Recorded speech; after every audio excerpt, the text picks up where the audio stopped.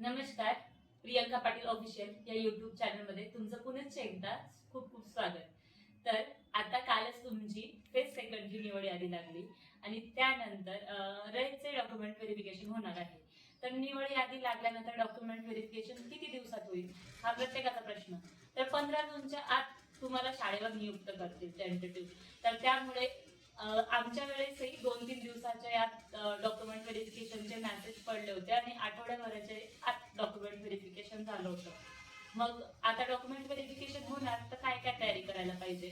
तर आपण आजच्या या व्हिडिओत डॉक्युमेंट व्हेरिफिकेशन करण्याच्या वेळेस तुम्ही जेव्हा डॉक्युमेंट व्हेरिफिकेशनला जाल तेव्हा तुम्ही कोणकोणती काळजी घ्यावी आणि त्याच्यासाठी लागणाऱ्या डॉक्युमेंटची लिस्ट आता पाहणार आहोत. शैक्षणिक व्यावसायिक कागदपत्र, त्यानंतर तुमचे जात पडताळणी वगैरे, काही विद्यार्थ्यांचे संवर्ग म्हणून किंवा हॉरिझॉन्टल रिझर्वेशन मधून जे सिलेक्शन झालेलं असतं वगैरे, आता सगळं डॉक्युमेंट्स मी तुम्हाला इथे सांगणार आहे.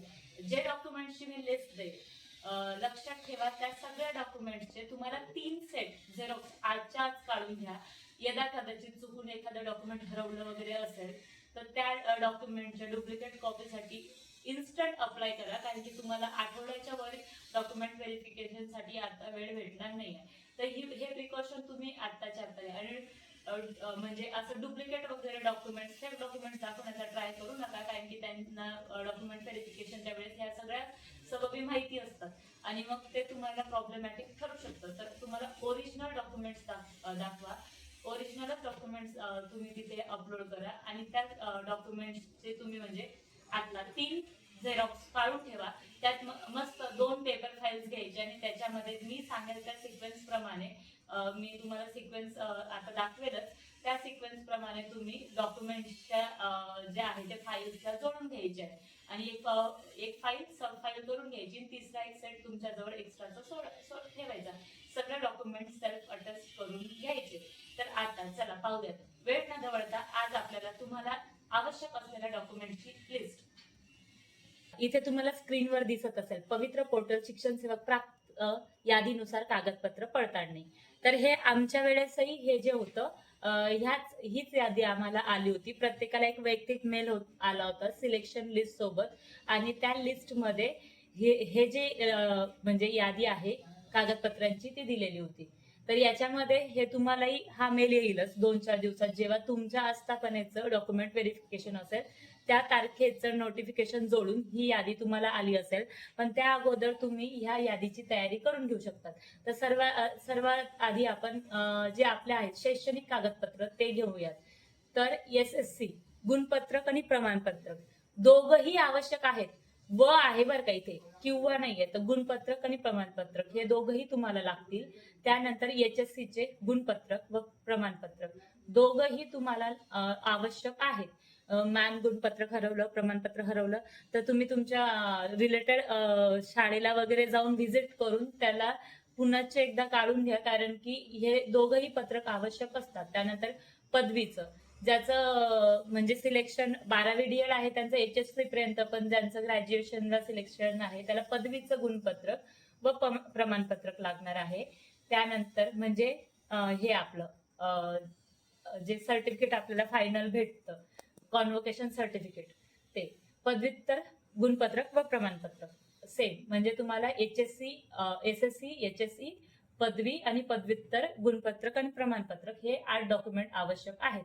त्यानंतर ज्याचं सिलेक्शन DED वर आहे त्याला म्हणजे तुम्ही जर समजा तुमचं सिलेक्शन DED वर आहे पण तुम्ही अपलोड करताना BED ची ही माहिती अपलोड केली आहे, तर तुम्हाला DEDचं गुणपत्रक प्रमाणपत्रक आणि BEDचं गुणपत्रक प्रमाणपत्रक हे दोन्हीही अपलोड म्हणजे सोबत न्यावे लागतील. जेवढे आपण फॉर्म भरताना अपलोड केलेले असतात तेवढे सर्व डॉक्युमेंट्स तुम्हाला सोबत न्यायचे आहेत, हे लक्षात असू द्या. त्यानंतर पुढचा येतो रहिवासी प्रमाणपत्र, तुमचं डोमासिल. त्यानंतर MSCIT, जर MSCIT सर्टिफिकेट तुम्ही तिकडे अपलोड केलेलं असेल तर ते नक्की द्या, कारण की आता असेल तर 100% देऊनच टाका. पुढच्या वेळेस मग ते नंतर रजिस्टर करा वगैरे, ह्या सगळ्या कॅओज पासून वाचण्यासाठी तुम्ही MSCIT सर्टिफिकेट्स आत्ताच त्याला जोडून द्या. त्यानंतर आपलं सर्वाधिक मेन तर आता सर्वात महत्वाचं ज्याच्यावर आपलं सिलेक्शन झालेलं आहे, आपण टीईटी पेपर 1, टीईटी पेपर 2 म्हणजे 1 आणि 2 जो पेपर पास असू आणि जे आपण अपलोड केलेलं असेल ते टीईटीचं और सीटीईटीचं, तुमचं दोघींपैकी ज्याच्यामधून टीईटी मधून सिलेक्शन असेल किंवा सीटीईटी मधून, किंवा तुम्ही फॉर्म भरताना जे जे अपलोड केलेलं असेल याचंही गुणपत्रक आणि प्रमाणपत्रक 2 पत्र असतात बरं का. जे ऑनलाईन आलेलं असतं ते गुणपत्रक वेगळं, आणि तुम्हाला इकडे जाऊन आस्थापनेत जाऊन ज्या इकडे तुम्ही एक्झाम दिली आहे तिकडच्या जिल्हा परिषदेला जाऊन जे तुम्हाला टीईटी प्रमाणपत्र भेटेल ते तुम्ही इथे सोबत नेणं गरजेचं आहे. जातीचं प्रमाणपत्र, कास्ट सर्टिफिकेट तुम्हाला इथे अपलोड करायचं आहे. त्याच्यानंतर ज्या लागणार आहे नॉन क्रिमिलियर. नॉन क्रिमिलियर कुणाकुणाला लागू आहे हे मी डॉक्युमेंटच्या व्हिडिओमध्ये बनवलं आहे, ज्याचं म्हणजे रिझर्वेशन मधून सिलेक्शन आहे. ज्याच्या कॅटेगरीजला जसं ओबीसीला लागू आहे, त्याच्यानंतर आधी ईडब्ल्यूएस मधून झाले होते बरेच, एससीबीसी, विजे, एनटीए, एनटीबी, एनटीडी यांना ज्यांना ज्यांना ज्यांना नॉन क्रिमिलियर लागू आहे त्यांनी नॉन क्रिमिलियर लागू असल्यास नॉन क्रिमिलियर जोडायचं आहे. आणि हे सर्वांनी लक्षात ठेवा बरं का, की तुमचा जो सिक्वेन्स आहे जो इथे दिलाय त्या पद्धतीनेच जोडायचा आहे. नाही तर तुम्हाला तिकडे डॉक्युमेंट व्हेरिफिकेशनच्या ठिकाणी तात्कळत राहावं लागेल. जर सिक्वेन्स वाईज नसलं ना तर ते साईडला करतात आणि मग ते नंबर तुमचा नंबर येतो बराच उशीर होतो. तर तिथे तुम्ही ह्या सिक्वेन्स वाईज सगळं जोडून ठेवायचं. नियुक्तीचा प्रवर्ग, कास्ट कॅटेगरी, त्यानंतर नियुक्तीचा प्रकार म्हणजे तुमचं जर समांतर आरक्षण वगैरे याच्यामधून झालेलं असेल तर त्याचा म्हणजे हे नियुक्तीचा प्रवर्ग याच्यासाठी काय जोडायचं, तर जे तुमचं आता सिलेक्शनचा जो तुमचा स्क्रीनशॉट आहे तो याच्यामध्ये जोडायचा आहे. त्याच्यामध्ये तुमचं कोणत्या आस्थापनाला सिलेक्शन झालंय ते, त्यानंतर तुम्हाला म्हणजे किती मार्क्स होते, तुमचं कोणत्या कॅटेगरी मधून सिलेक्शन झालंय किंवा कोणतं समांतर आरक्षण, तो जो स्क्रीनशॉट आहे तो तुम्ही इथे जोडू शकतात. नियुक्तीचा प्रकार म्हणजे त्याच्यामध्ये समांतर आरक्षण वगैरे या सगळ्या बाबी येतात.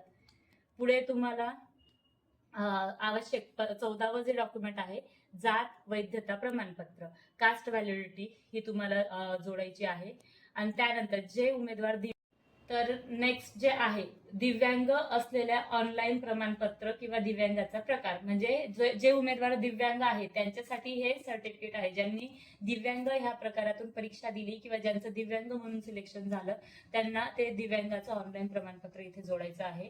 त्यानंतर आपला जो टेटचा ऑनलाईन निकाल होता तेव्हाच ज्यांनी याच्यामध्ये ना बऱ्याच विद्यार्थ्यांकडे असं होतं की ऑनलाईन निकाल साठी काहीच दिवस लिंक ओपन होती आणि त्यांनी ऑनलाईन निकालची प्रिंट नाही काढून ठेवली.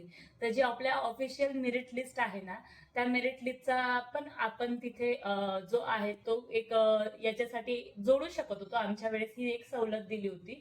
तुम्हाला ऑनलाईन निकालाची प्रत जवळपास सर्व विद्यार्थ्यांकडे असतेच, तर ती अभियोग्यता चाचणीच्या निकालाची प्रत ही खूप महत्वाची आहे, कारण की याच मार्क्सवर आपलं सिलेक्शन झालं आहे. आणि ज्यांना महिला आरक्षण हे लागू आहे त्यांनी महिला आरक्षणाचं प्रमाणपत्र तिथे जोडायचं.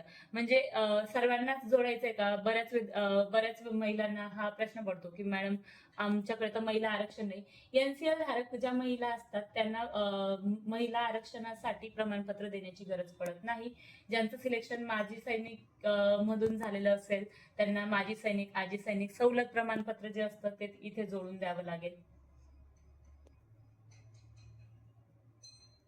काय आता नेक्स्ट जे आहे आपलं शासन अधिसूचनेनुसार दिनांक 28 मार्च 2005 अन्वये तिसरे अपत्य नसलेबाबतचा दाखला. 28 मार्च 2005 जे आहे त्या अन्वये तिसरा अपत्य नसल्याचा, ज्यांचं लग्न झालंय त्यांच्यासाठी पण, आणि म्हणजे हा जो आहे हा दाखला खूप जास्त महत्वाचा आहे. आता 20वा जो असतो तो अत्यंत आधार कार्ड, मतदान कार्ड, ड्रायव्हिंग लायसन्स किंवा पॅन कार्ड यांच्यापैकी एक, म्हणजे जो आयडी प्रूफ एकच्या जागेवर 2 ठेवायचे, आधार कार्ड, पॅन कार्ड. म्हणजे तुम्हाला जे 2 जमत असतील ते ठेवायचे. इन केस एक्स्ट्राचं सेफ साईड ठेवायचे आणि यांचे सगळ्यांचं. आणि मग पात्र अपात्र कारण असतो. तर इथे काही म्हणजे अपात्र वगैरे हे फक्त जे टीईटी फ्रॉड वगैरे यांना त्यांना द्यावं लागतंय एक ग्रॅज्युएशन वगैरे, याच्यामध्ये तुम्हाला करण्याची काही आवश्यकता नाही. आणि हे जे आहे ना, हे तुम्हाला याच्यासोबतच जोडून येणार. हा जो कागद आहे, जेव्हा तुम्हाला डीव्हीची तारीख येणार, डीव्ही साठी तुम्हाला एवढ्या 3-4 दिवसात मेल येऊ शकतात. मग ही लिस्ट तुम्हाला आलेली असेल, पण त्याच्या अगोदर तुम्हाला डॉक्युमेंटची तयारी करता यावी म्हणून, आणि इथे तुमची स्वाक्षरी करून द्यायची. आणि हे जेव्हा तुम्ही सगळ्या लिस्ट जोडणार, त्याच्यावर ही जी यादी आहे ती तुमच्या स्वतःच्या नाव, पत्ता, मोबाईल नंबर आणि तुमचं जर सिलेक्शन लिस्ट मध्ये तो क्रमांक आहे तो, आणि तुमचं सिलेक्शनचं माध्यम, ह्या सहित ही यादी आणि इथे जे जे डॉक्युमेंट्स तुमच्याकडे आहेत ते लिहून द्यायचे. आता काही विद्यार्थ्यांसाठी आता दिव्यांग प्रमाणपत्र ते फक्त दिव्यांगांसाठी लागू आहे. मग याच्या पुढे तुम्ही काय करू शकता की लागू नाही, जे कागदपत्र तुम्हाला लागू नाहीये त्याच्या पुढे तुम्ही लागू नाही असं लिहून देऊ शकतात.